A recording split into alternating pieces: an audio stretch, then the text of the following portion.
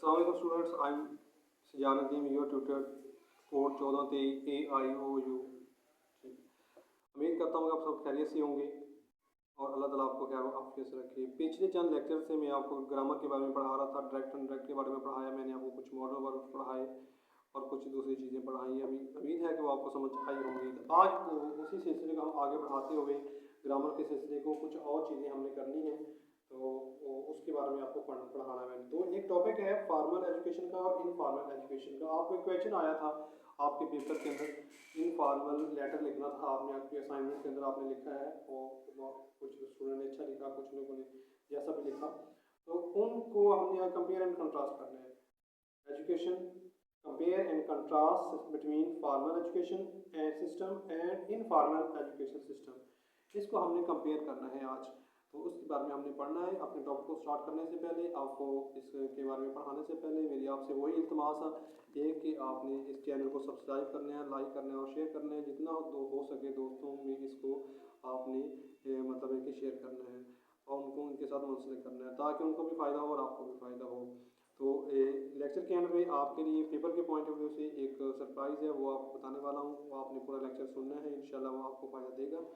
तो आज हम पढ़ते हैं compare and contrast between formal education system and informal education system.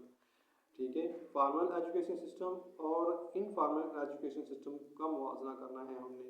तो ये दो तरह के एजुकेशन सिस्टम्स होते हैं, इन दोनों में क्या फ़र्क है ये हमने पढ़ना है। एक तो आपको लाजमी आना चाहिए, क्योंकि इनफॉर्मल आपको लेटर भी आया हुआ था, तो उम्मीद है कि आपको ये पेपर में क्वेश्चन भी आ सकता है। लेटर 20 नंबर का आया होता तो पेपर में 10 नंबर का क्वेश्चन तो आएगा।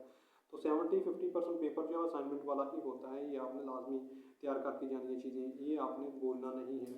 तो इनफॉर्मल एजुकेशन सिस्टम के बारे में मैंने आपको आज पढ़ाना है। दो तरह के सिस्टम्स होते हैं, इनफॉर्मल एजुकेशन सिस्टम और फॉर्मल एजुकेशन सिस्टम। तो एक मैं आपको पढ़ाऊँगा। There are two system of education in Pakistan. Pakistan में दो तरह के सिस्टम है एजुकेशन के, formal and informal. Formal and informal.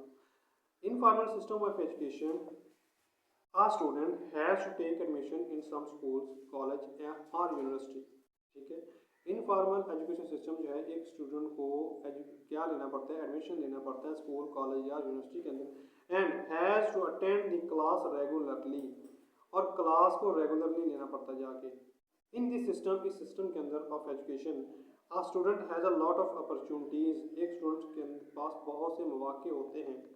ठीक है, टू बिल्ड हिज कॉन्फिडेंस, अपने कॉन्फिडेंस को बेहतर करने के लिए, एंड पर्सनैलिटी को बेहतर करने के लिए, and to make his future bright, और अपने फ्यूचर को बेहतर करने के लिए, अपने फ्यूचर को रोशन करने के लिए, यानी कि अपने फ्यूचर को आपने ताबनाक करने के लिए एक स्टूडेंट के पास बहुत से मौके होते हैं।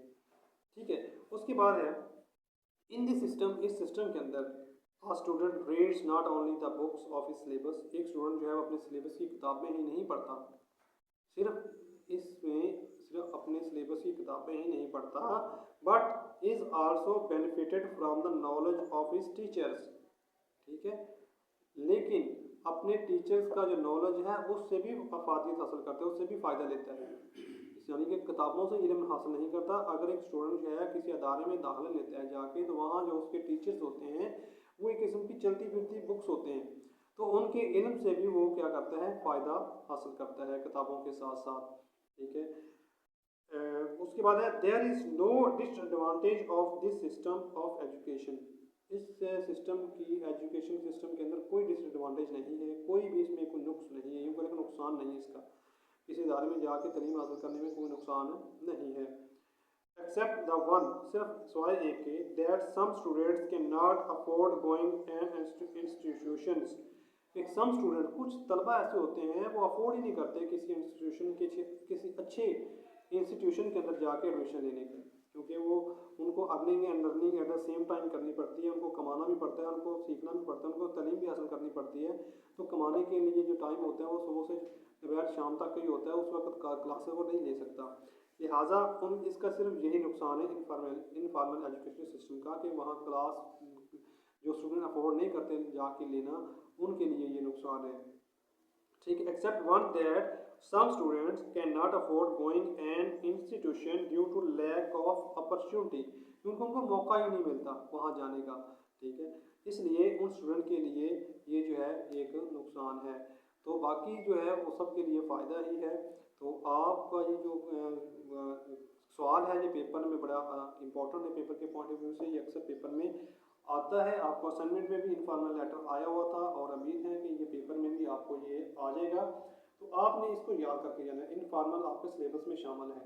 इनफॉर्मल एजुकेशन सिस्टम जो है इसको आपने लाजमी याद करना है। ये 10 नंबर का क्वेश्चन लाजमी आएगा आपको, तो इसको पढ़ के जाइएगा। सवाल कैसे बनेगा, compare and contrast between formal education system and informal education system. तो इसको मैं एक जल्दी से दोबारा रिपीट कर देता हूँ, दोबारा पढ़ लेता हूँ। आपने इस लेक्चर को बार बार सुनना है, याद करना है और इसको लिख लेना है। और आपकी बुक्स के अंदर में 14 कोड की जो बुक है AIOU की, उसके अंदर ये क्वेश्चन लिखा होगा, आपने उसको याद करना है। There are two system of education in Pakistan, formal and informal. Informal system of education, a student has to take admission in some school, college or university and has to attend the class regularly. In this system of education, a student has a lot of opportunities to build his confidence and personality and to make his future bright. In this system, a student reads not only the books of his syllabus but is also benefited from the knowledge of his teacher. There is no disadvantage of the system of education except the one that some student cannot afford going an institution due to lack of opportunity.